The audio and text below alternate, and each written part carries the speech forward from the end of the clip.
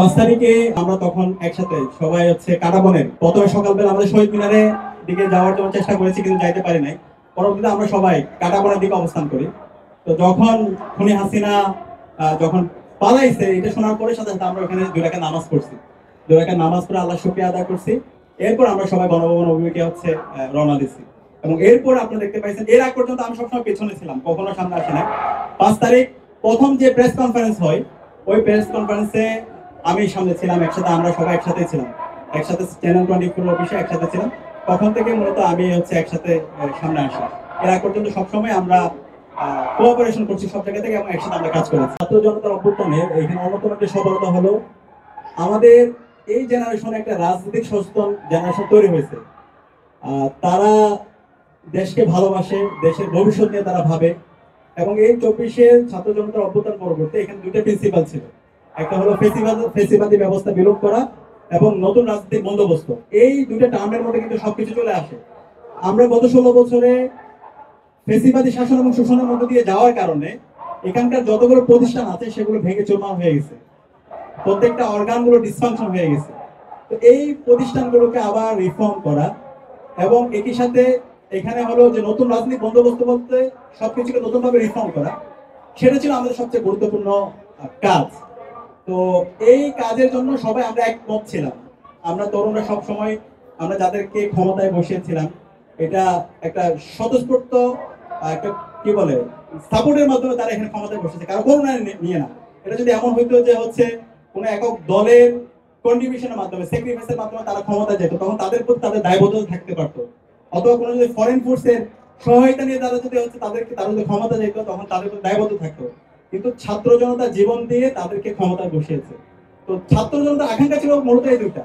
ফেসিবাদের যেই বীজ এখানে বপিত হয়েছে, যে ব্যবস্থাগুলো এখানে তৈরি হয়েছে, প্রতিষ্ঠানগুলো যে ভেঙে চলমান হয়ে গেছে, এগুলোকে নতুনভাবে রিফর্ম করা, এই জায়গায় রেডিক্যাল চেঞ্জ নিয়ে আসা, একটা বিপ্লবী সরকার হওয়া, বিপ্লবের একটা প্রক্লেমেশন, একটা ডিক্লারেশন হওয়া এবং এবং নতুন রাজনৈতিক বন্দোবস্ত। যে আমরা আগে দেখতে পেয়েছি এখানে আদারিং এর রাজনীতি, এখানে যে ডিহিউম্যানাইজেশনের পলিটিক্স, এখানে যে ইসলাম ফোবিয়া, এখানে ইসলামকে হচ্ছে সবসময় সাংঘর্ষিক দেখানো হয়েছে। তো এই যে ট্যাগিং এর রাজনীতি না হয়, এখানে শাহবাগের মাধ্যমে যে মব কালচার তৈরি করা হয়েছে, সেই কালচারগুলোকে, সেই ডিহিউম্যানাইজেশনগুলোকে ভেঙে নতুন ভাবে এখানে একটা বাংলাদেশের উদার একটা বাংলাদেশের একটা রাজনীতি তৈরি হবে। তো সেই প্রত্যাশার আলোকে আমরা আমাদের যারা উপদেষ্টা ছিল, তরুণ অ্যাডভাইজার ছিল, আমরা তাদের থেকে সেই প্রত্যাশা করেছিলাম এবং অন্তর্বর্তী সরকার থেকে আমাদের সেই প্রত্যাশা ছিল। কিন্তু কেন হয় নাই সেইটা নিয়ে আমাদের এখন পর্যালোচনা হওয়া উচিত।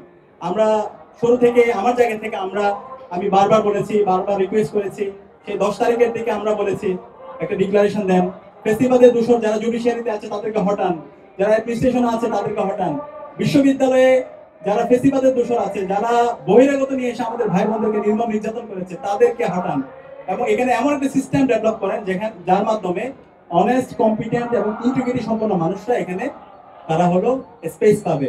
এবং যারা বাটপার, যারা হচ্ছে দেশকে বিক্রি করে দিতে চায়, তাদেরকে হচ্ছে এখানে স্পেস দেওয়া হবে না, তাদের শাস্তি নিশ্চিত করা হবে। এবং এখানকার যে ইন্ডিপেন্ডেন্ট ইনস্টিটিউশন গুলো আছে, নির্বাচন কমিশন বলেন, তারপর হচ্ছে দুদক বলেন, এই সবগুলো কমিশনগুলোকে স্ট্রংলি এটাকে স্বাধীনভাবে হচ্ছে কাজ করতে দেন। তো এই বিষয়গুলো এবং এই অভ্যুত্থানের সবচেয়ে গুরুত্বপূর্ণ দাবি ছিল গণহত্যার বিচার হওয়া। তো এই সব বিষয়গুলো আমরা বারবার বলেছি, বারবার আমরা আমাদের জায়গা থেকে দাবি তুলেছি, কিন্তু এখন পর্যন্ত দৃশ্যমান আমরা এই বিষয়গুলো দেখতে পাচ্ছি না, যেটা আমাদেরকে অনেক বেশি হতাশ করছে। এবং এটা কেন হচ্ছে না, এটা আমাদের অনেকের কাছে পরিষ্কার। আমরা বলতে চাই, আমরা সরকারকে আমরা এখনো আশা রাখি আমাদের এই অভ্যুত্থানের যে দাবিগুলো আছে সেই দাবিগুলো আপনারা দ্রুত মানেন এবং এগুলোর জন্য রোডম্যাপ ঘোষণা করেন। নাহলে আমরা আরেকটি অভ্যুত্থানের জন্য আমরা ডাক দিব এবং এই জায়গায় আমরা আর কোনো ছাড় দেব না।